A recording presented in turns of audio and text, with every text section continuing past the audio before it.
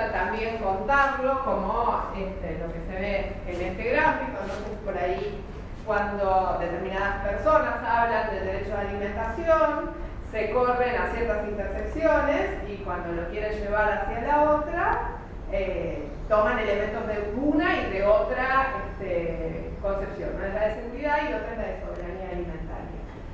Entonces, ¿cuáles de estas imágenes se les ocurre que van a estar más relacionadas con seguridad alimentaria y cuáles con soberanía alimentaria y por qué? En medio tenemos unas gallinas en jaulitas pequeñitas produciendo huevos. Eso con seguridad alimentaria estaría porque están pensando que la es una seguridad producción como masiva, de mucha escala y que le llegue a todo el mundo, barato y mucho y que le llegue a todo el mundo, con eso está como relacionado. si, ¿no? Cantidades, claro. como si el problema fuera ese, cantidad. La expresión está con eso, pero no con soberanía alimentaria. Soberanía parece más la chorita de allá de la punta. Sí, a ver, yo que estoy más cerca por ahí. Este es un señor en Ucrania que cría cerditos. Es un productor de tomates en Estados Unidos. Este es un productor de choclos en Mali. Esta sería una productora de qué sé yo qué en Ucrania. Pero estos son todos pequeños productores. ¿Abajo de las gallinas están fumigando?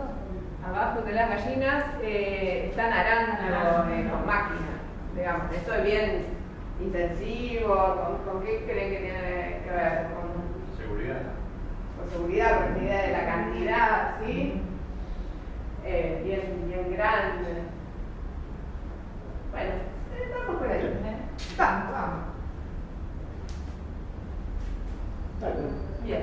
Bueno, entonces tenemos una primera definición de seguridad alimentaria que fue creciendo con el tiempo, sí que va a tener, dice la definición de la Cumbre Mundial de FAO, que existe seguridad alimentaria cuando todas las personas tienen en todo momento acceso físico y económico a alimentos suficientes, ¿sí? Suficientes, inocuos y nutritivos, ¿sí? Para satisfacer sus necesidades alimenticias y preferencias en cuanto a alimentos a fin de llevar una vida activa y sana. ¿Sí? Lo de inocuo, te la debo. Lo de inocuo te lo debo. Igualmente, este tipo de concepciones, lo que quiere decir cuando dice inocuo, quiere decir sin bacterias. ¿Sí? Está pensando que no tengan Escherichia coli. O sea, sobre esa línea no están pensando en agrotóxicos, porque no es la concepción original. ¿Sí? De hecho, muchas veces cuando tenemos discusión con las personas que, cuando decís soberanía alimentaria, se les paran todos los pelos de la cabeza, están parados sobre la inocuidad, sobre esta cuestión de que hay que garantizar la inocuidad. ¿Sí? En el sentido de no contaminar con bacterias, por decirlo bien. Por ese lado.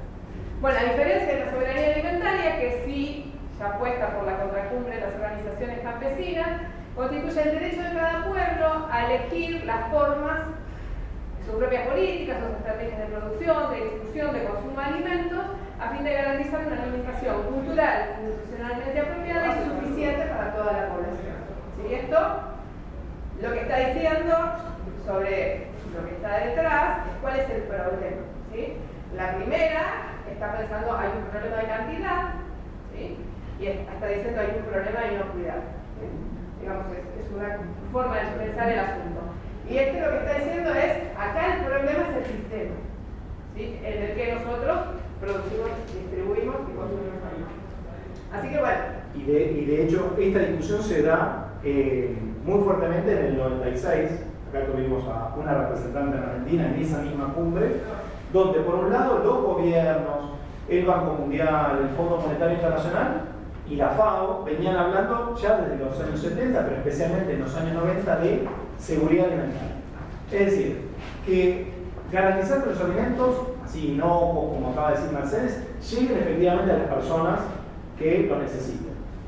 Pero sin indagar quién lo produce, cómo lo produce, para qué lo produce, para quién lo produce, en qué sistema, en qué modo lo produce. Todas esas preguntas quedan como por fuera.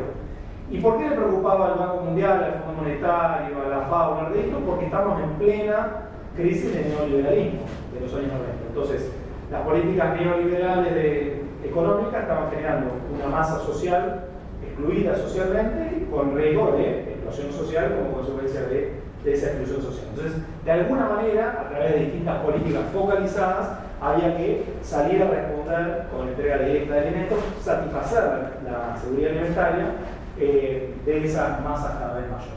Eso es lo que viene abordando la OEA. En ese contexto se paran mujeres como, miren, que ahora pide la palabra, y la sociedad civil, y abogan, dicen, nosotros no venimos a hablar de seguridad alimentaria, sino que venimos a hablar de soberanía alimentaria. No, yo quiero agregar, porque tiene total vigencia en este momento, que cuando hablan de seguridad y dice garantizar el acceso a alimentación a todos, pero no averiguan, como dice Marco recién, como dijo Mercedes, de dónde vienen los alimentos.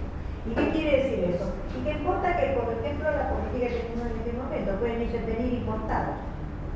Entonces traemos la frutilla de Colonia y no tomemos la de Corona. Y tragamos los chanchos de Estados Unidos y no los chanchos que producimos. Entonces eso liquida la producción y hace que un país no sea suficiente desde el punto de vista del abastecimiento de alimentación en su país. Lo hace dependiente. Eso es lo que es soberano. Un país es soberano cuando resuelve el problema de la alimentación de su población.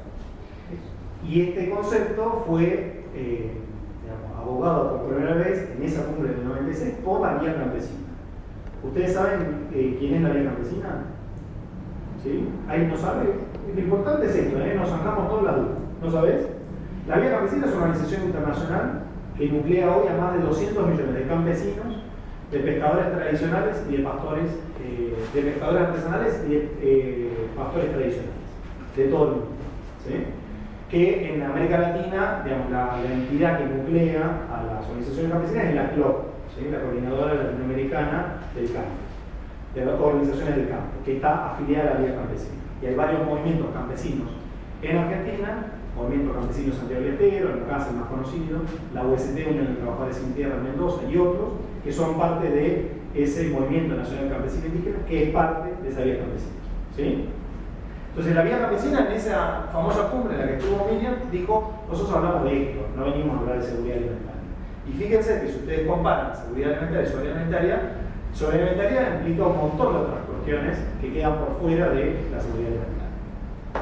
No, inclusive las discusiones entre los países, ¿no? Hay distintas, en el marco del Mercosur, en el marco de la Alianza del Pacífico, bueno, distintas reuniones internacionales que hacen los países.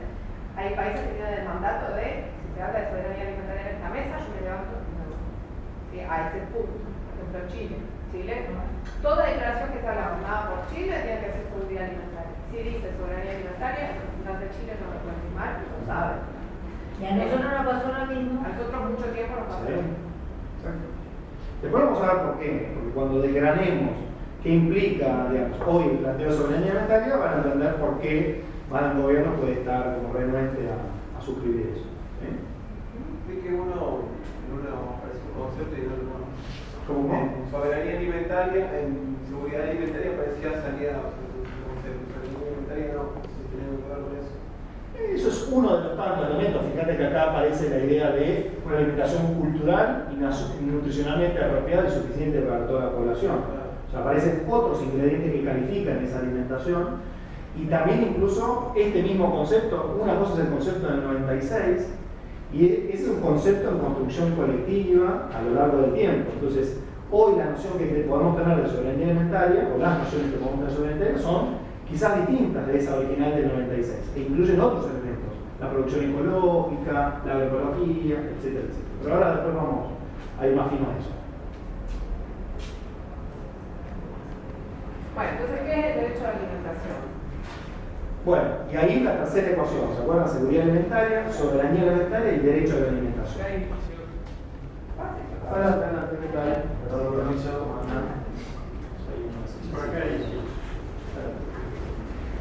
Bueno, el derecho a la alimentación es, y fíjense, el origen histórico también tiene que ver con esa cumbre del 96. En realidad es previo, pero se le empieza a dar contenido a ese derecho en el año 96. ¿Por qué? Porque, por lo pronto, el derecho a la alimentación está reconocido como derecho humano desde la Declaración Universal de los Derechos Humanos. Año, ¿quién sabe? 1900, perfecto. 48.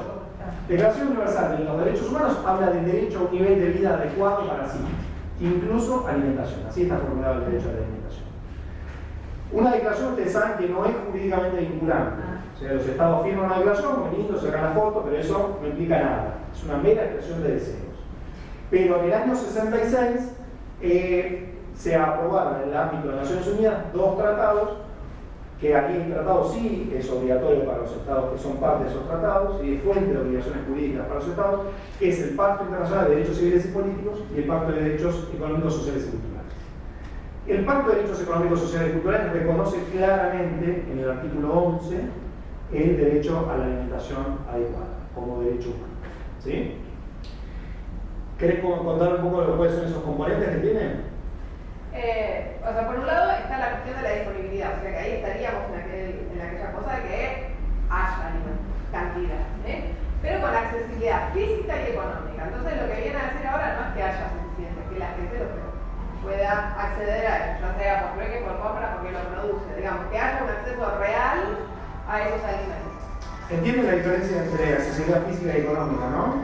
Accesibilidad física es que los alimentos materialmente pueden ir desde el lugar en que se producen hasta la boca que los va a consumir. ¿Sí? Accesibilidad física, lo cual dispara miles de preguntas que después podemos llegar a ver. Y económica es que, efectivamente, los ingresos o los medios necesarios para la producción de alimentos, para la compra de alimentos en una economía mercantilista, sean suficientes como para poder acceder, ¿sí? Para acceder a ellos.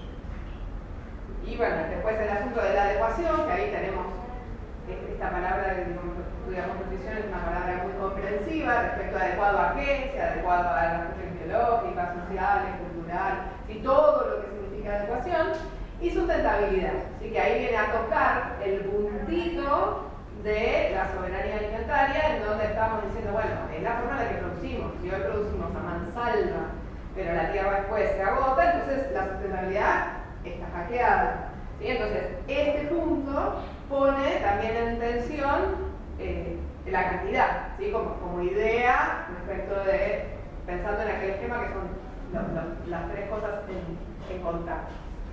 Esto es muy importante que se lo graben a fuego, porque estos son los componentes de ese derecho humano a la alimentación adecuada del que nosotros somos titulares. O sea, nosotros somos titulares a esto. ¿Sí? Y en consecuencia le podemos, después lo vamos a ver, podemos demandar y podemos exigir en función de esto. En esto estamos todos de acuerdo, Chile inclusive. Sí, Chile inclusive. Y eso es interesante, después lo vamos a cruzar con soberanía alimentaria, porque son 2 cosas distintas. De hecho, en general, cuando hablamos de derechos humanos y el derecho a la alimentación, no es una excepción, es un derecho económico-social, pero es un derecho individual. Es el derecho de la persona a esto, a que haya suficientes alimentos, a poder acceder a ellos, que sean adecuados y que la producción sea sustentable. Cuando soberanía alimentaria habla más bien del derecho colectivo, el derecho que tenemos como pueblo, a través de determinadas políticas y estrategias. ¿Me siguen hasta acá la diferencia? Bien. Esto que planteás en una ley. Ahora lo vamos a ver dónde está reconocido esto. Pero es a nivel Argentina. A nivel mundial y a nivel argentino. Los tratados que reconocieron este derecho son tratados internacionales en el ámbito de las Naciones Unidas y después cada estado decide si adhiere a ese tratado o no. Si adhiere significa que lo asume como obligaciones para las personas que están en su jurisdicción. En ese caso en Argentina todos nosotros. ¿Sí? Si un estado decide que no, por ejemplo Estados Unidos es un objetor persistente de la idea de los derechos sociales. No entiende que se puede discutir seguridad alimentaria para que empiecen a ver las connotaciones político-económicas de la discusión. Estados Unidos dice, bueno, sí, entiendo que seguridad alimentaria es un estado de cosas que hay que realizar. Las políticas públicas y las capacidades individuales propenderán a eso. Cuando hablamos de derechos, significa que vos, que sos titular de eso, podés exigirle, demandar al Estado determinadas políticas públicas que propendan a ese objetivo. ¿Se entiende? Entonces cambia el eje, totalmente. Pero en el caso argentino, Argentina al ratificar esos tratados dijo, sí, esto es una obligación que yo asumo ante la comunidad internacional para la gente que está bajo mi jurisdicción. Claro. ¿Sí? Igualmente si vos como Estado de Madrid, igualmente uno tiene el derecho de reclamar algo que en realidad el Estado no. Bueno, aún si no... Claro. Bueno, ahí tenemos una discusión que es la base de la discusión filosófica jurídica, ¿no? Si tenemos derechos por más que no estén reconocidos. Bien podría ser que no esté en un tratado y que el derecho interno no lo reconozca. O sea, tu propia constitución o una ley reconozca el derecho, entonces por más que no haya suscrito un tratado el país, lo tenés reconocido normativamente. Otra discusión sería, aún a falta de reconocimiento normativo de ese derecho, si vos lo podés hacer valer, exigir. Ahí hay gente que se inscribe dentro de una escuela que se llama IUM naturalista, que dice que los derechos son derechos que nosotros tenemos por el hecho de ser seres humanos, por la naturaleza humana, lo que sea, y en consecuencia ya lo tenemos por más que el Estado no te lo reconozca. Y hay otros que dicen que no, es necesario ese reconocimiento normativo, que en definitiva lo que viene a caracterizar es una lucha social por el reconocimiento. ¿Sí? Pero bueno, eso nos metemos en filosofía del derecho y no salimos más de aquí, ¿no? Bueno, pero esto sí, grábenselo a fuego. Disponibilidad, accesibilidad física y económica, adecuación, es decir, no llenar el estómago con cualquier cosa, sino la alimentación tiene que ser adecuada, cuantitativamente adecuada, cualitativamente adecuada y culturalmente adecuada también. Y sustentabilidad. Que el riesgo, que el ejercicio de ese derecho por parte nuestra no ponga en riesgo el ejercicio de ese derecho por las generaciones venideras, por quienes van a continuarnos acá en este lugar en la tierra. Perdón, esas 4 cosas de adecuación que dijiste, ¿estamos todos de acuerdo también o no? Sí, en eso sí, porque son componentes del derecho a la alimentación, que es más complejo cómo llegamos a esto. Acá le pedimos un acto de fe para no aburrirnos mucho, pero si quienes quieren profundizar, básicamente es... Está en el libro. Está en el libro. Está en el libro. Y después miren el libro. Así que no lo digo, está en el libro. No, pero la idea, en resumidas cuentas. Habían dicho primero como, bueno, esto es medio ambiguo, pero... No, cada tratado tiene un órgano de aplicación. ¿Qué es un órgano de aplicación? Es un conjunto de personas que van a monitorear el cumplimiento de ese tratado por parte de los estados que son parte del tratado. En el caso del Pacto de Derechos Económicos, Sociales y Culturales se llama Comité de Derechos Económicos, Sociales y Culturales. ¿Qué hace ese comité? Son un grupo de personas elegidas por su experiencia en derechos humanos, etc. Se reúnen en Ginebra y cada 4 años evalúan el informe que el Estado argentino les manda diciendo lo que hace. Ese es el mecanismo. Muy débil, muy dinámico. Ese órgano es el que dice todos estos componentes. En el afán de guiar a los estados en el cumplimiento de sus obligaciones, dice, cuando usted dice que hay un derecho a la alimentación, tiene todo esto, disponibilidad, accesibilidad. ¿Sí? Y bueno, ese mismo comité también trabaja pensando en la línea de las ONG con el informe sombra. Exacto. Entonces, por ejemplo, las ONG, digo, nosotros mismos como cátedra podríamos hacerlo en la universidad, si no, miren, en Argentina, el derecho a la alimentación en este sentido no se está cumpliendo tales y tales, para que el comité le pregunte al Estado, discúlpeme, este asunto, para que lo tengan que responder. A veces no lo responden, ¿verdad? Segundo paso y ya está, pero digamos, por lo menos se le hace la pregunta. Informe sombra, dijiste. Informe sombra.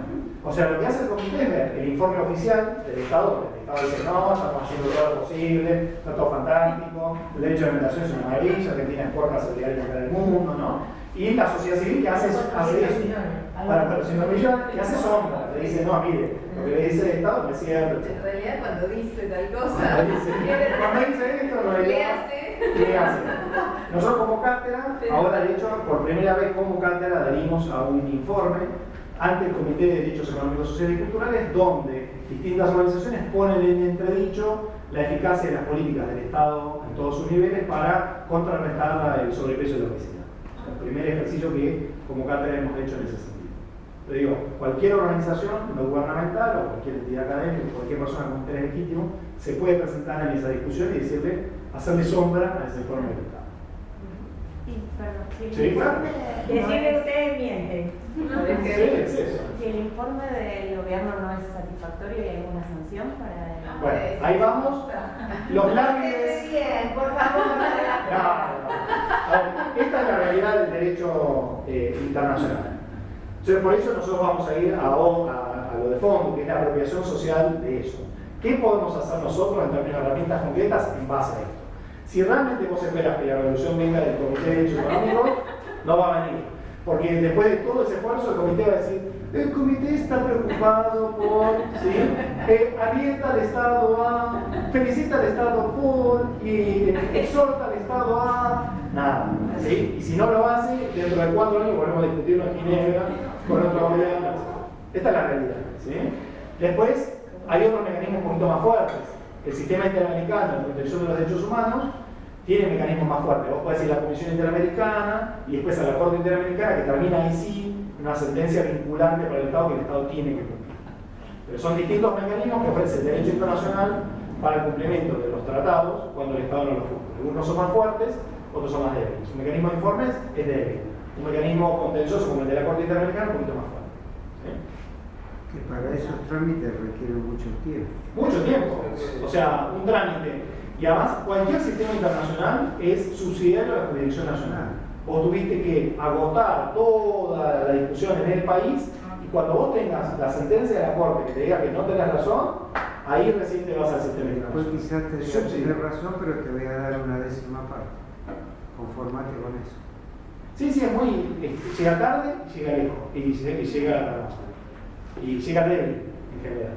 Pensemos, ¿no? O sea, muchas cosas están pasando hoy. Tenés pronunciamientos del Comité de Desapariciones Forzadas, de la Comisión Interamericana respecto a Emilia Rosada y se tardaba igual en dar cumplimiento a eso. ¿Sí? Son mecanismos suaves. Claro. Sí, quería preguntar, ¿cuál es el informe al que ustedes adquieren como cátedra? Es un informe que presentó FIC, la Fundación Interamericana del Corazón Argentina, como informe sobre el Estado, al informe presentado por el Estado Nacional ante el Comité de Derechos Económicos, Sociales y Culturales. Después, si querés, te lo podemos mandar para que lo veas. Sí, sí. Sí, es un informe público. Sí, sí. Bueno, esto es importante. ¿Dónde está reconocido? ¿Sí? Porque está reconocido el derecho a la alimentación. Si se van de acá, queremos que sepan que sí. Si se van de acá y le preguntan, ¿hay un derecho a la alimentación? Sí. ¿Está reconocido? Sí. ¿Dónde está reconocido? Bueno, esta es la famosa pirámide jurídica. ¿La vieron en, no sé, Sociedad y Estado, antes, en Educación Cívica? Bueno, esta es nuestra pirámide jurídica. ¿Qué está arriba de todo? La Constitución. ¿Sí? Y acá, como bien Mercedes, como ven, esta la mía que son Mercedes, lo más arriba es el artículo. La propia Constitución reconoce el artículo 75, inciso 22, ¿qué hace? Es una trampita que pasó en la reforma del 94. Cuando se aprueba la reforma del 94 no se podía modificar la primera parte. ¿Sí? La Constitución tiene dos partes. La primera parte, declaración de derechos y garantías, y la segunda parte, que es la parte orgánica que regula el funcionamiento del poder, ¿sí? Los distintos poderes. Se acuerda no tocar la primera parte, sí la segunda parte. Trampita, que entre por la ventana lo que no entró por la puerta. Entonces, ¿qué entraron dentro de las facultades del Congreso Nacional? Artículo 75, ¿sí?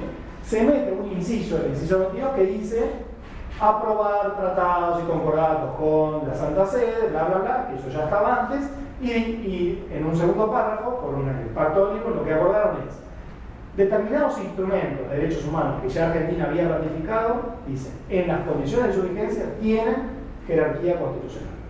¿Sí? Entonces, el artículo 75, inciso 22, enumera un montón de instrumentos de derechos humanos. Declaración Universal de Derechos Humanos, Declaración Americana de Derechos y Deberes del Hombre, el Pacto Internacional de Derechos Económicos, Sociales y Culturales, bla, bla, bla. Son muchos más. ¿Sí? Después, si quieren, lo miran. ¿Qué importancia tiene eso? Que todos los derechos que estén reconocidos en esos tratados, al estar incorporados a la Constitución, tienen jerarquía constitucional. Entonces, ¿por qué le queremos decir esto? Porque si le preguntamos, ¿dónde está ubicada la pirámide jurídica el derecho a la alimentación? ¿Dónde analizan? En lo más alto. ¿Sí? En lo más alto, en la propia Constitución. Y eso tiene implicancias prácticas. Porque como la forma de la estructura jurídica es de una pirámide, lo de la Constitución es la norma fundamental, lo más importante. Todo lo que viene abajo, leyes nacionales, leyes provinciales, normas municipales, reglamentos de instituciones, tiene que ser de conformidad con la Constitución.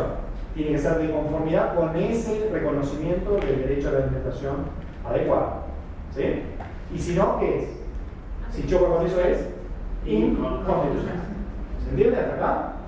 Y otro elemento que tiene que ver con lo que vos preguntabas. ¿Para qué nos sirve lo que dice el comité? Lo que dice el comité en Ginebra. Bueno, yo le dije que el artículo 75 dice en las condiciones de su vigencia tienen jerarquía constitucional esos tratados. ¿Qué significan las condiciones de su vigencia? La Corte, nadie sabe.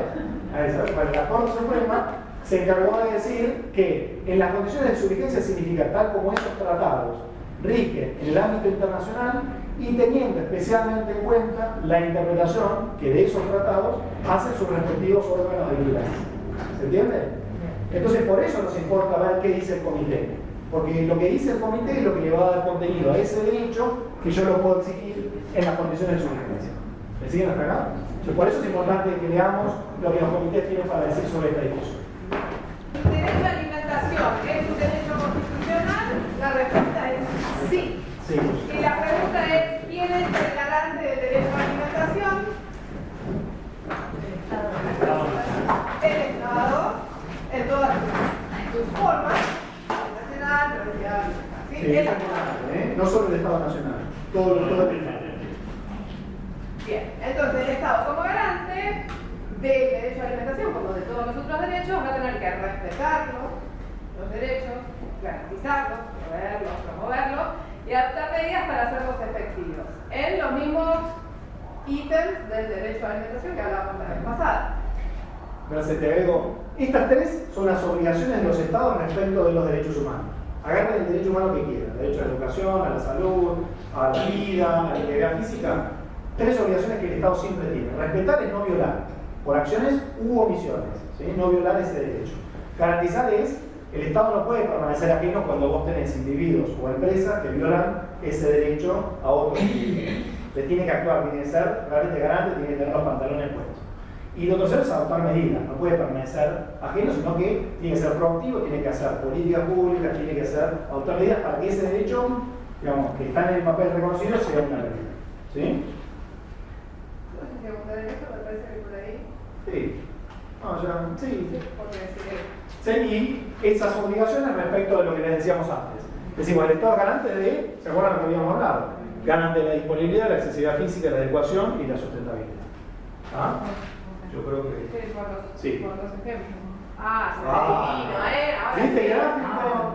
Ahora sí. Este sí es de codo, todavía no se lee. Será de Dios. Y este que es el lindo. Claro. Este es el lindo. Bueno, se lo debo. Bueno, en el medio tenemos un primer cuestión que es el derecho a la alimentación y tres elementos que tienen un tamaño diferente y esto no es inocente. Digamos. Nosotros pensamos que lo más grande que tiene relación con el derecho a la alimentación es la acción del Estado, después las organizaciones sociales y por último el mercado. ¿Ven que el mercado tiene un tamaño pequeño? Bien. Además de eso, hay muchas otras dimensiones que están alrededor, que son 23, que tienen que ver con garantizar el derecho a la alimentación. Vamos a tomar un par de ejemplos. Por ejemplo, la salud, la educación, O de acá. importancia. Sí, ¿Qué? mejor de acá. Ley. Acá. Ah,